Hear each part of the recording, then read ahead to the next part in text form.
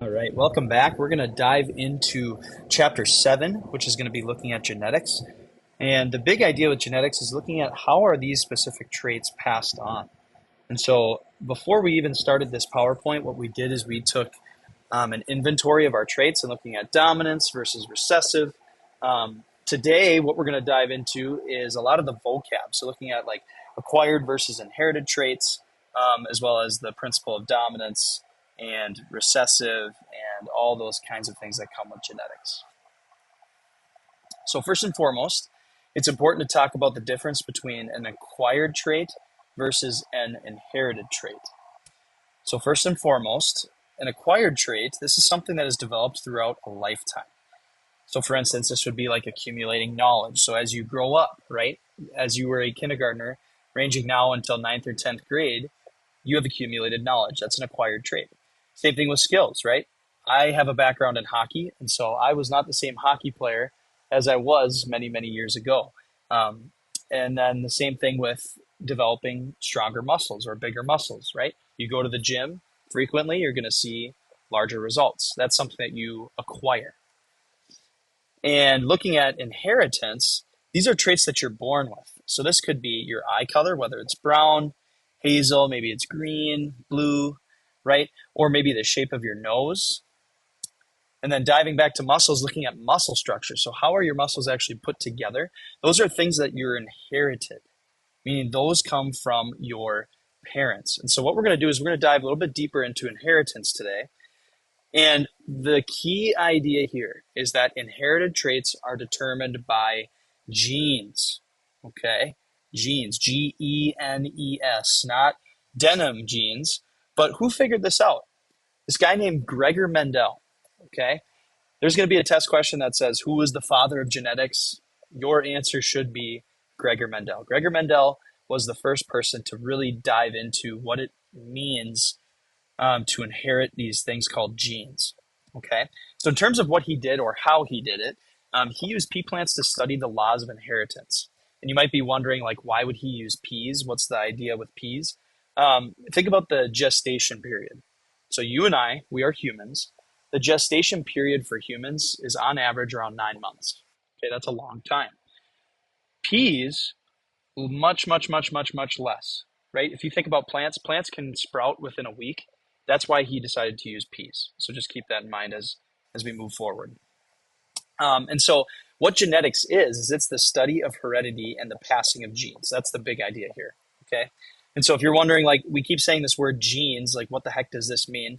Again, no, it's not your pants, okay? But what it is it's the traits or characteristics that's coded for in DNA. And if that's too much, think of it like this. It's a segment of DNA that codes for something. You're going to hear me say that a lot. And if you were to be given a short answer question on a quiz or a test, and you say that a gene is a segment of DNA that codes for something, you're going to get the full points, okay? Because that's what it is. Here's a really, really helpful picture, okay? On the right-hand side of our screen over here, we have a chromosome. Now, if we remember, this is a chromosome that has sister chromatids, so it's a duplicated chromosome. Okay, if we unwind it, we have our deoxyribose nucleic acid here. Okay, and that is what we're going to talk about later. Okay, that's coming up next unit. But this segment right here, okay, this is a gene. Okay, a segment of DNA that codes for something. And the reason why we have this protein here is because a protein is going to be able to read this, and we're going to be able to actually build more proteins from this gene. Okay, we're going to talk about proteins a little bit later. So how do we get our genes? Oh man, time for a dad joke. I'm so sorry. I do get my genes from Costco. But in all seriousness, we get them from reproduction. We're talking about genes as in Genes. Okay, so reproduction. We know gametes. Hey, we know what this is, right? That's a male or female cell, meaning egg or sperm. Okay, and we know what fertilization is now, right? This is when the male gamete, sperm, unites with the female gamete, the egg, otherwise known as pollination in plants. But in animal cells, we call it fertilization. And we know what a zygote is now. Okay, this is the first new cell that is created when male and female gametes unite, or female and male cells unite. Okay, that's the first diploid cell for a new organism. Okay? And this new organism is now going to contain genes from both parents. Okay, so just to unpack this one more time, the new organism is going to contain segments of DNA that code for something from both parents. So, diving into more genes, okay? Paired genes are called alleles, okay? And what alleles are is these are different forms of the same gene. We're going to have a couple pictures up here that are going to help explain this a little bit further. But some examples for you are eye color, hair color, short and tall. Maybe it's a flower color if we're talking about plants, right? But alleles, here's the other thing that you need to remember. Alleles are represented by letters. Okay, so here we have a pair of capital R's. We have one big R and one little r, and then we have two little r's together. Okay, so when we say something is dominant, okay, it is capitalized, and we also label it as expressed, right? That's what you're going to see. That's what's shown, okay? If something is recessive, this means that it's going to be lowercase or hidden, okay? So if you hear the word like dominant allele, you should think in your head, okay, that's going to be a capital letter. If you hear something that says recessive allele, that's going to be a lowercase, okay? And we also say that the recessive alleles are hidden. And I have a really helpful picture that's going to describe a little bit more of what we're talking about here in just a second. So we would all agree that all three of these eye colors, right, they're meant for eyes, okay? That means that these are alleles. They're different forms of the same gene. So our DNA, sections of our DNA, okay, in other words, genes, our genes code for different eye color. So in this case, we have a blue eye color, a green eye color, and a brown eye color, okay? And something that we'll talk about in class is brown is actually dominant to all of the other colors. So the capital letter in this case would belong to brown, and then the recessive letters would belong to every other eye color, okay? Here's the really helpful picture that I was explaining before, okay? So let's take brown, for instance. So we have brown eye color, okay? If I receive a big B from my mom, so in this case, my mom would have brown eyes, okay? And if I receive that big B from my mom, I'm also going to have brown eyes. But let's say that I received a lowercase b from my dad. So this is what is known as my genotype. We're going to talk about that a little bit more in depth. But this is my genotype. I'm heterozygous, which means I have one big B and one little b.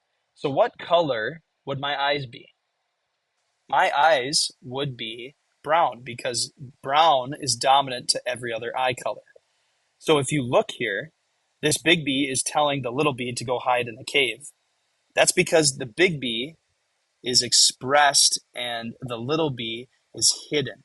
So the reason why I have dominant, expressed, and recessive hidden is because the lowercase letter, the recessive allele, is going to be hidden almost every single time, with the exception of one rule, which we'll talk about later.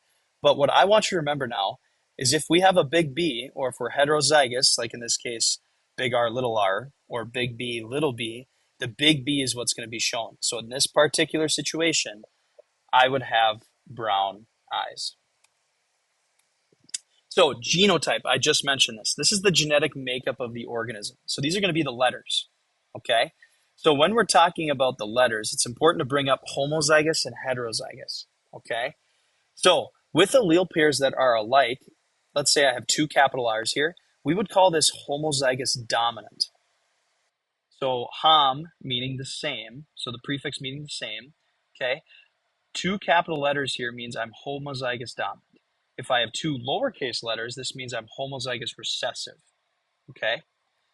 If I'm heterozygous, this means that I have allele pairs that are different. So one capital letter and one lowercase letter, okay?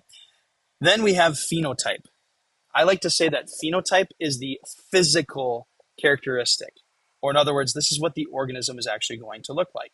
So this could be red, if we're talking about a flower color, maybe it's white, maybe it's tall, maybe it's short, right? In my particular situation with my mom and dad, We're looking at eye colors, so this could be brown, blue, green, right? All those different eye colors, okay? So in this particular case, we're looking at a flower. On the right-hand side, we have a red rose. On the left-hand side, we have a white rose, okay?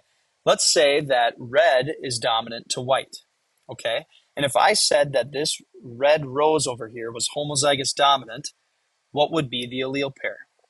Or what would be the genotype for this flower? Let's say that white is recessive to red. What would be the genotype for this white flower? I'll give you just a couple seconds to do it. So go ahead and pause the video and try to come up with an answer.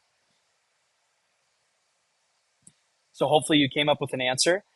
If red is dominant to white and I gave you the information that this is homozygous dominant, your genotype for this red flower should be capital R, capital R. In this particular case with the white flower, since it's recessive, which means that it does not have the capital letter, it's hidden, it has to be homozygous recessive. So just a little bit more about genes. We have some more vocabulary. Okay, a purebred, this is an offspring of parents with the same traits. Okay, a hybrid is an offspring of parents having a combination of traits. If you're wondering what the difference is here, okay, a purebred is going to be the same letters. So it's going to be big R, or little r, little r. A hybrid would basically mean it's heterozygous. So it's a big R, little r. Okay. A monohybrid cross, this is a cross of individuals that only involves one trait. So what we can do is we can actually predict, okay, what's going to be the flower color? Okay. So we have the pistil, which is the male gamete for flowers, and then we have pollen, which is the female.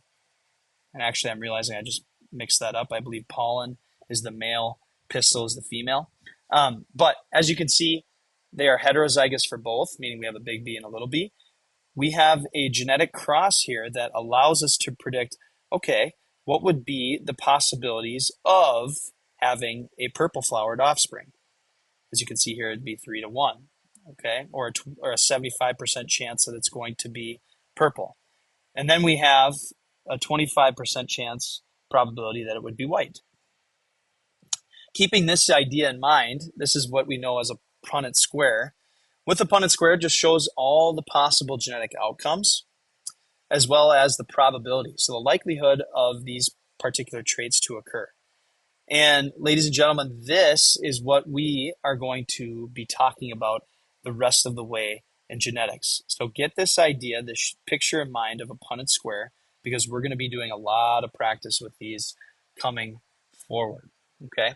And so probability, this is just the likelihood of traits that are going to occur. If you are curious as to figure out how to come up with probability, so how do we figure it out? Okay, we take the number of favorable outcome and we divide it by the total number of the favorable outcome. Okay, we're going to unpack what that means a little bit later with some ratios. But hopefully this was helpful to give you a nice little intro of genetics.